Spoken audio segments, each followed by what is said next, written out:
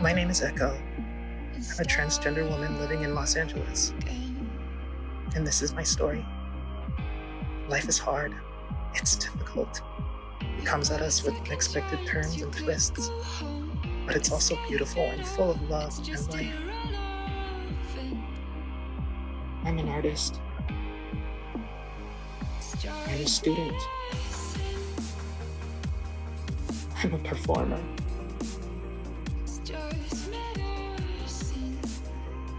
And I'm even a witch.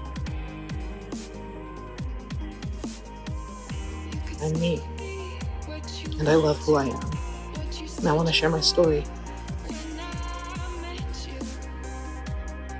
So come join me. Hi YouTubes. Welcome to my channel. My name is Echo and this is my first video. So basically I did buy a microphone and a camera for this whole thing, and actually I couldn't get it to work properly on my computer, so I'm going to be using my iPhone and this little handy dandy microphone thing right here because I wanted to get the content out there. I wanted to start this channel rolling, and I just said, you know, F it. It's going to be what it is, and we'll get better as we go. This is the first video, so let's get into some of these topics that I wanted to talk about.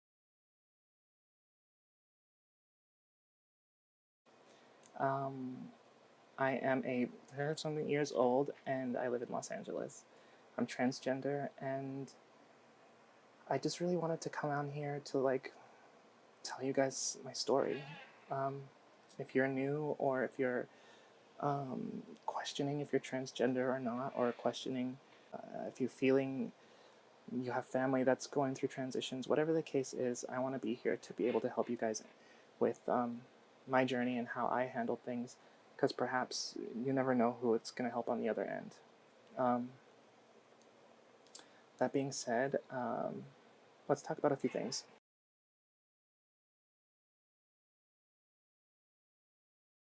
For me, I honestly lived my life as a cisgendered male for 30 years. I didn't just say that. I started my transition in November of 2018, and right now it is September 2020. Product placement. But that being said, so I've been transitioning for a little over almost 2 years. Since then, I've been on hormones for 11 months, and I also got breast augmentation surgery,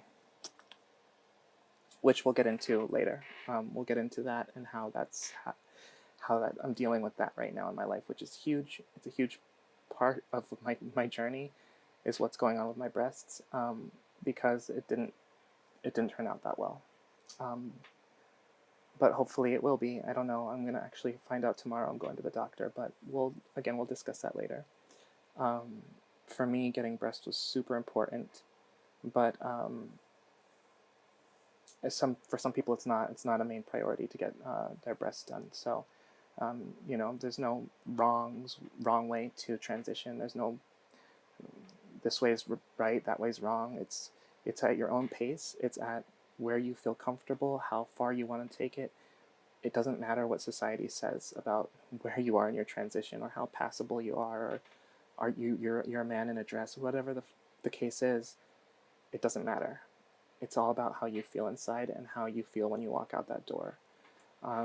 For me, walking out the door for the first time as a woman was really, really hard. It was really hard. It was scary. I was afraid that people were going to judge me, and they do. People do judge. It sucks, but it's a part of being trans. People judge you. But at the same time, every time you walk out that door, it's liberating. It's liberating to know that you did it, and to know that you are being your authentic self. And when that happens, there's no better feeling when you come back home from being out there, that, like, hey, I did it. I proved to myself that I can go out there as a woman and be proud of who I am and come home safely. Because it also is about safety. You know, don't put yourself in dangerous situations just because some guy asks you to, or because you feel lonely. That's not good. It's important to make sure that you're always safe as a trans woman, because it's a dangerous world out there for us.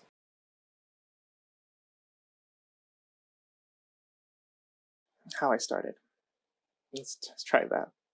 So, this chair, hold on. There we go. Anyway, so how I started my transition. I'll tell you the story. So, this guy came over. We were going to go on a date, and he basically came over with the bag because he wanted to, like, get crazy. And he had asked me, like, during the course of us, like, having a couple drinks, he's like, have you ever dressed up before? And I was like, no. So at this point, I was a cisgendered gay male. There was no question in my mind if I had dressed up before or not. And so I was like, no, it's not for me. Like, what? I'm a man. And so something happened, that went down or whatever. We didn't have sex, but he ended up leaving his bag at my house. And inside of the bag was a skirt and a wig and a bra. And I looked at it and I was like, huh. Put it away. A couple days later, I, like, think about it again and I'm like, I wonder. Because he had also said, he was like, you would look really beautiful as a girl. And I was like, bullshit. Don't lie to me. And so I kept thinking, like, would I look pretty as a girl? Would I look pretty as a girl? And so, like, 3 days later, I was home. I look at the bag and I was just like, fuck it, let me try it. And so I put it on. I put on the dress and I put on the wig and the bra, and I looked like a hot mess. I looked like a hot mess. I'll tell you that right now. But there was something about it that felt, it piqued my curiosity. It piqued my curiosity to the point where I was like, okay, well, how far can I take this? I didn't look like by any means a pretty woman at that moment, but I felt like the potential was there. There's potential there. And so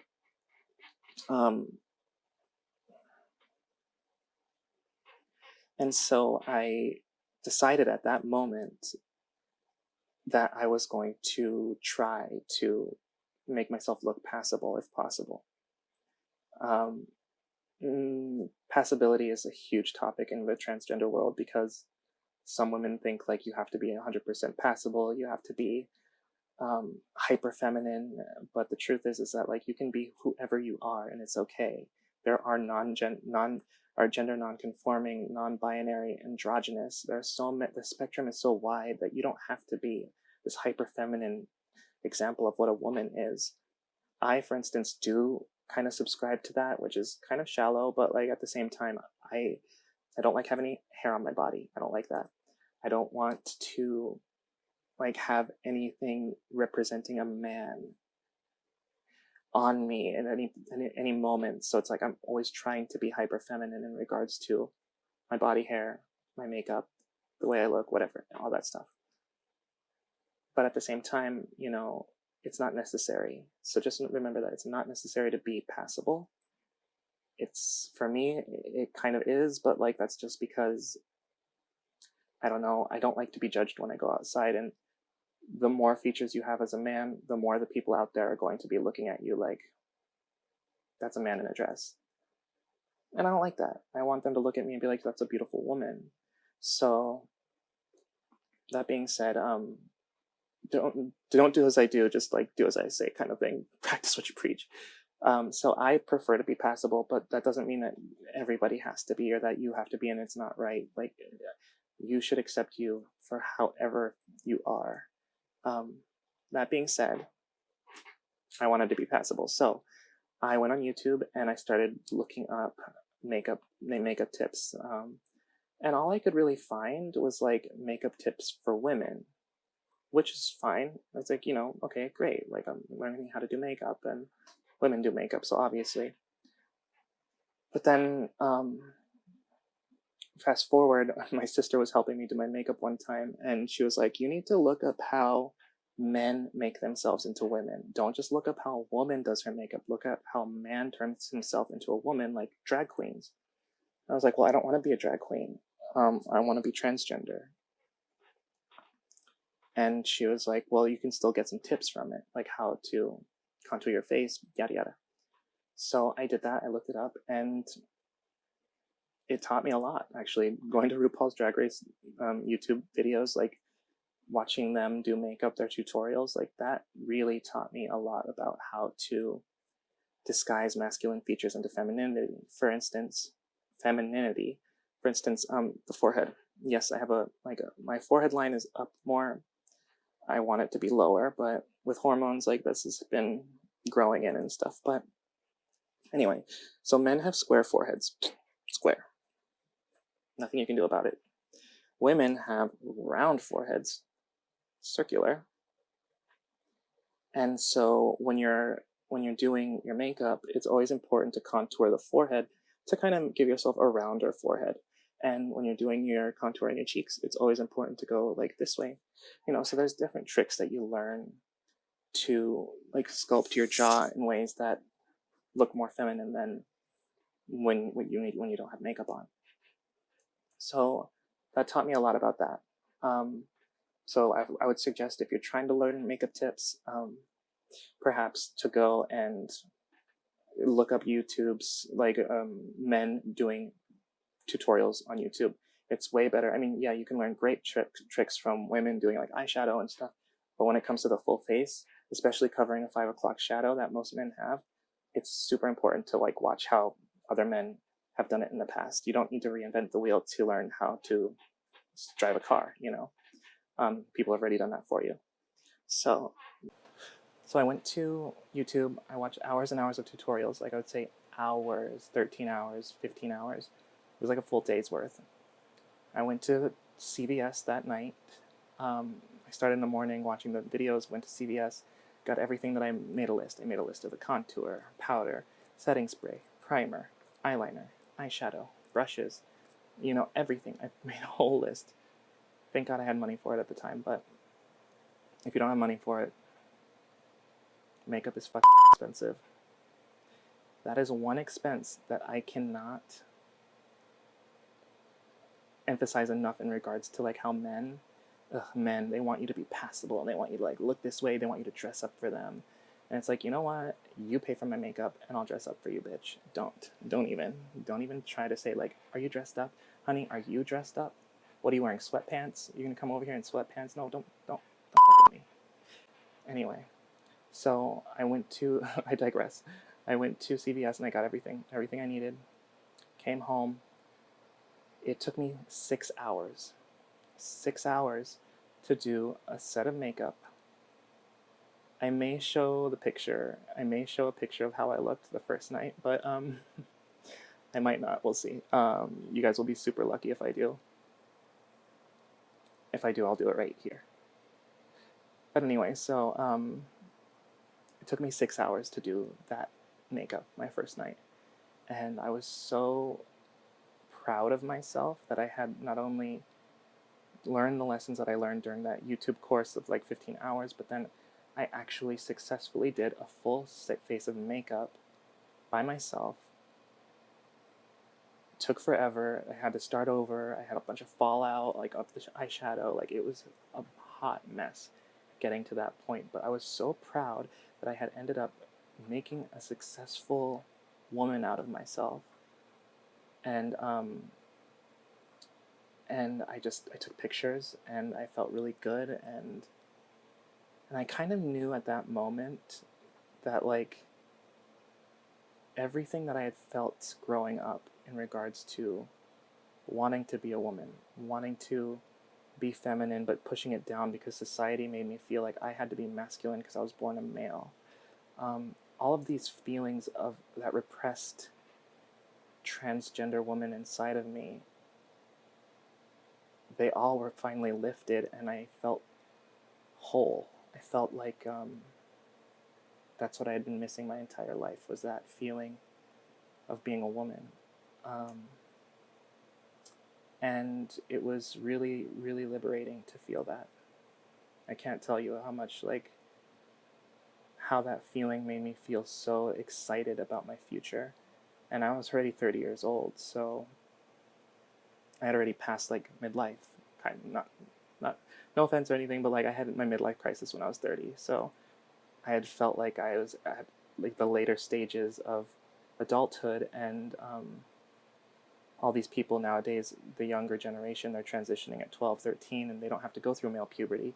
Going through male puberty is really hard to then regress from that puberty to then go into female puberty with hormones and push yourself into spectrum when you've already gone through male puberty. So, but that feeling was so just like beautiful and liberating, and it set me on the course to where I am now, 2 years later.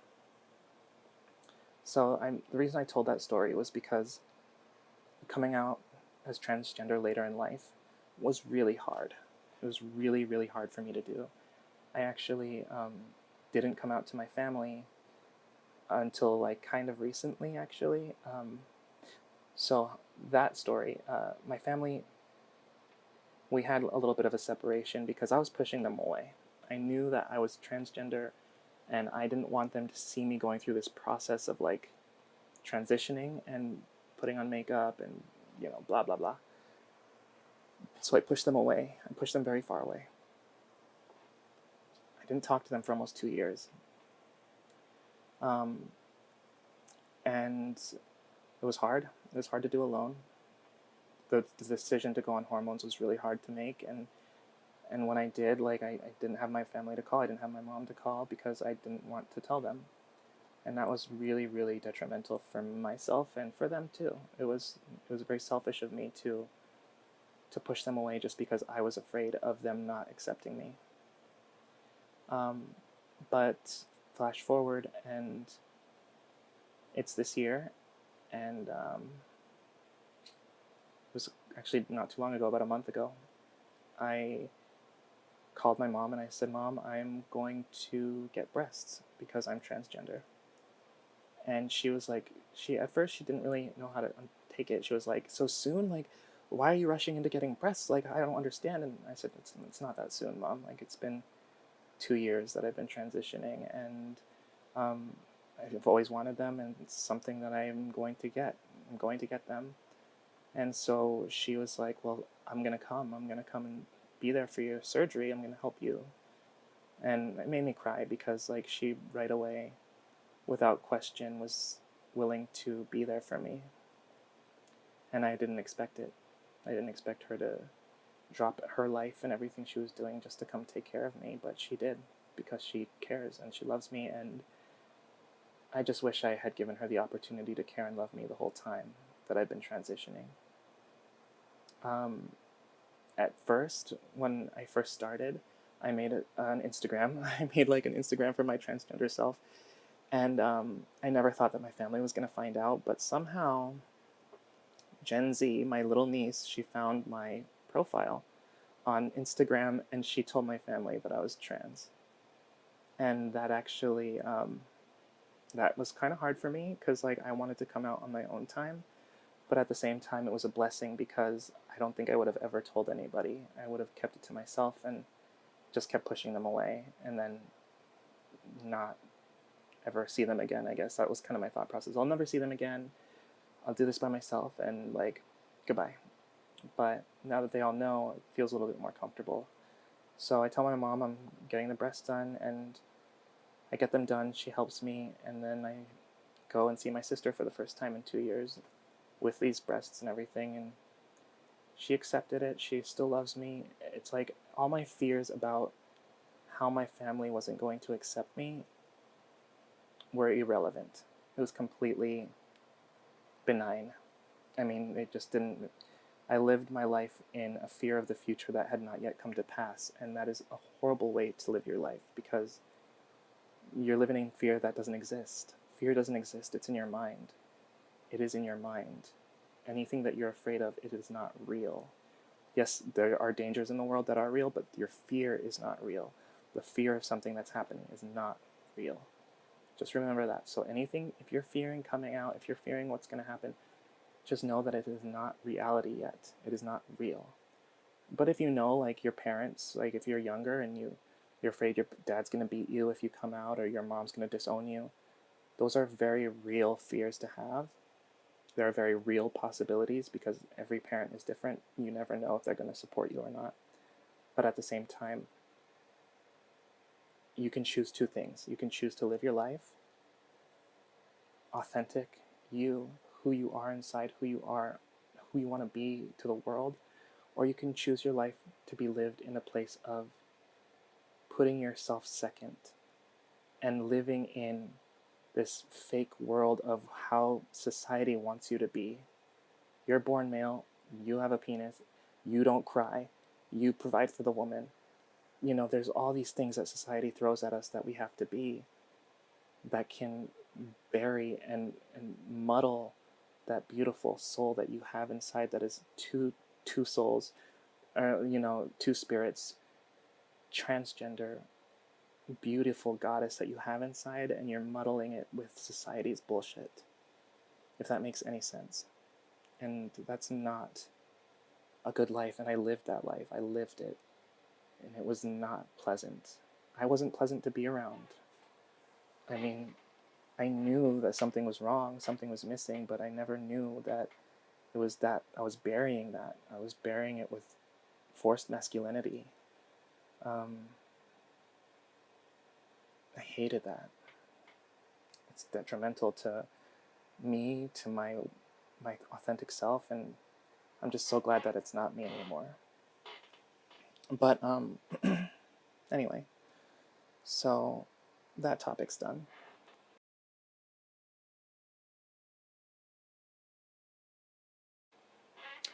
So I don't want this video to go on too long because I'm just ranting. I'm not really providing much like tutorials. This is how to do this, how you do that.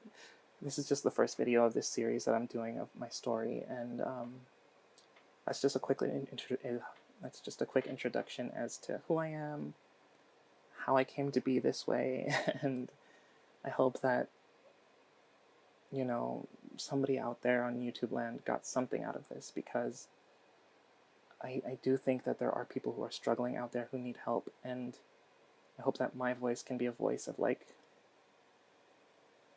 the little angel on your shoulder saying it's okay, instead of society being on this side saying you are not right, you are not well, you're sick, you are going to hell, you're going to burn.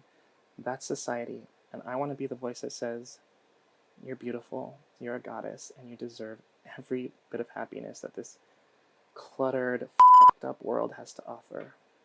And it starts right here, and then it ends with possibilities that you have no idea how beautiful they can be. So just operate on your higher self mode and you'll get there. Thank you guys so much for watching my video. I really appreciate you guys sticking around to the end, and also please don't forget, if you haven't already, to subscribe, like, comment. It really helps my channel a lot more than you know. I'm obviously newer here, and any support I can get is greatly appreciated. It not only helps me, but it helps me to reach as many people as possible who may be struggling or needing help. Transgender people, people who are struggling with a family member who may be transitioning, anything, just helping get this message out to those people and know that there is support out there for them. I would love to help if they have any questions, and you're just really helping not only me but them too. So thank you so much. And again, more content's going to come. It's going to be better quality, better microphone, stuff like that. So just know that this is the first video, and as this channel grows, hopefully I will be getting better at this whole YouTube experience thing that the journey that we're going to have to take together. So anyway, thank you guys so much. Have a wonderful day, and I will see you next time.